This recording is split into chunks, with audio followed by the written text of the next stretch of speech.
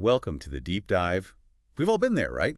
Mm, Facing that job interview, maybe armed with advice that feels a bit, I don't know, old-fashioned. definitely. Like advice from another era sometimes. Exactly. So today, we're digging into what the really great companies are looking for now. What's our goal? To help you figure out how to prepare, not just to answer questions, but to genuinely show them you're the one they need. Mm-hmm. It's not just about your qualifications on paper. It's really about how you present and, well, strategically showcase them.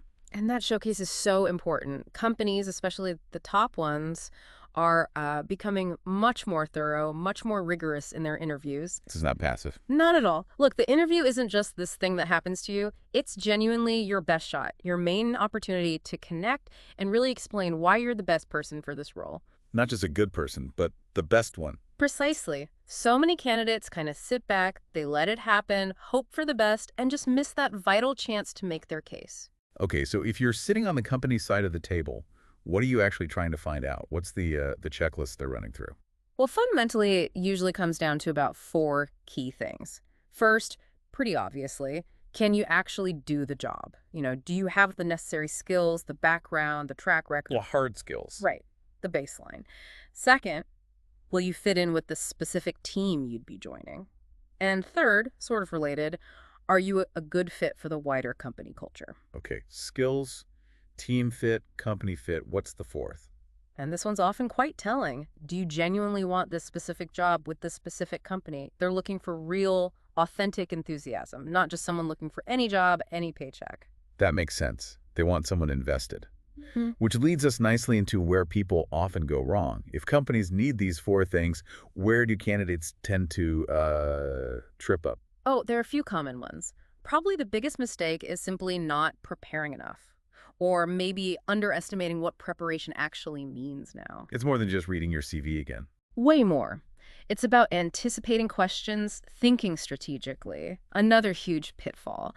Underestimating those early chats, maybe with HR or an external recruiter. Ah, the gatekeepers. Exactly. Hiring managers really trust their judgment. So if you treat that initial screen like it's just a formality, that's a massive error. You might get screened out before you even get near the person making the final decision.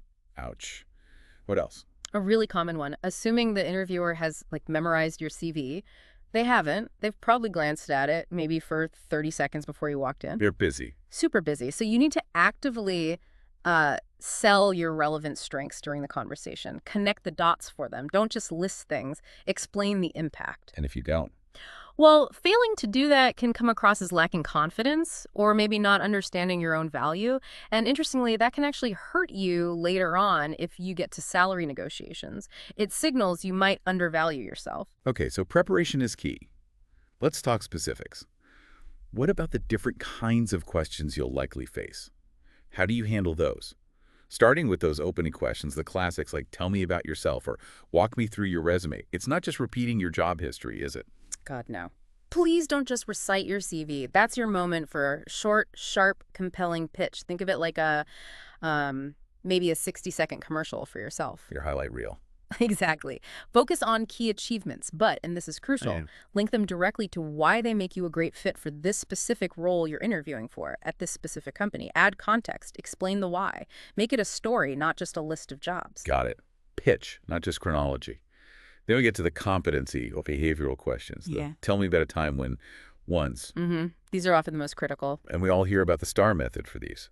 Mhm. Situation, task, action, result. Seems straightforward, but where do people actually mess up with STAR? It's a great framework, Star, but the common mistake is spending, say, 80% of the time describing the situation and the task, the setup, and then just rushing through the action and result.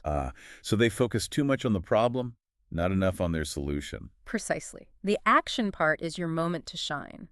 It's not just what you did, but how you did it, why you chose that approach, what specific steps you took, what was your unique contribution. That's what separates you. And the result? Critically important, and whenever you possibly can, quantify it. Put numbers on it. Increased sales is okay, but increased sales by 15% in 6 months is so much more powerful. Tangible outcomes. Numbers talk. Okay. Yeah. So STAR, but really focus on the A and the R and quantify the R. What about hypotheticals? Sometimes they throw you a curveball like, What would you do if X happened? An imaginary situation. Yeah, those test your thinking on your feet.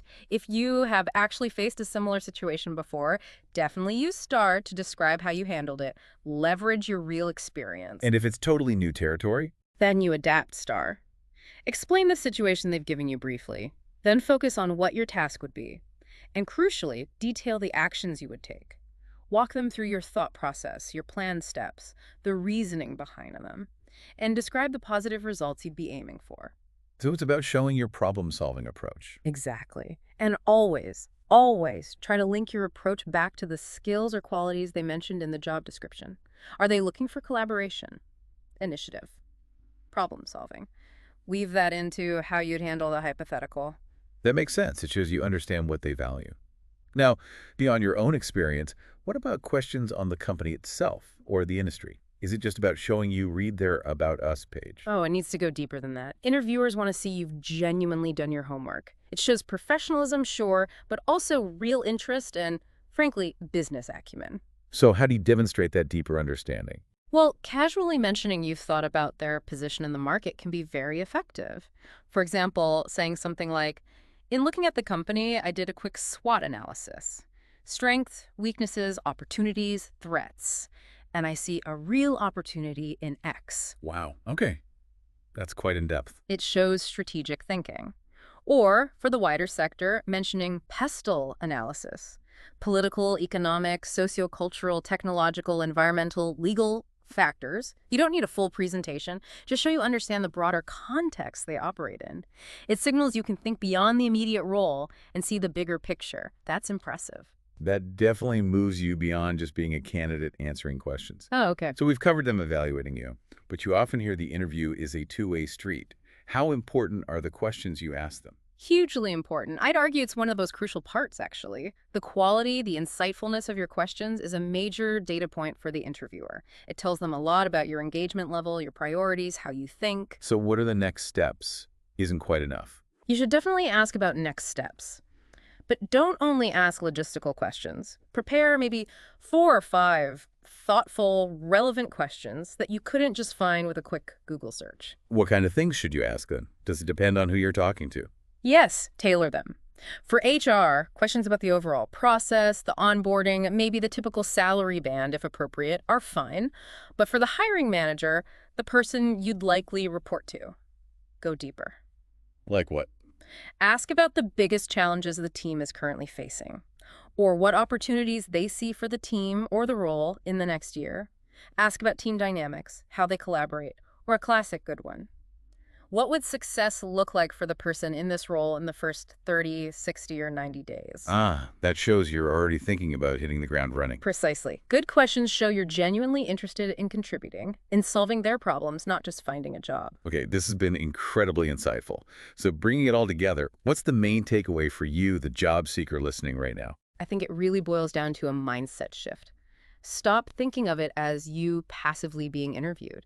Start seeing it as you actively being given a chance, an opportunity to demonstrate why you are the best, most suitable person for that role. Take control of the narrative. Absolutely. And remember this, because it's true. Securing a new job is not easy. It takes effort. But the candidates who really prepare, who really think about how to present themselves effectively, and who make the absolute most of that opportunity in the room, they are always more successful. Preparation and presentation. Yes. So the final thought for everyone listening is this. Are you truly committed to doing the hard work required to win that job? And how are you going to make sure you practice your answers, your pitch, your questions until you genuinely cannot get it wrong? That's the level of preparation that makes the difference.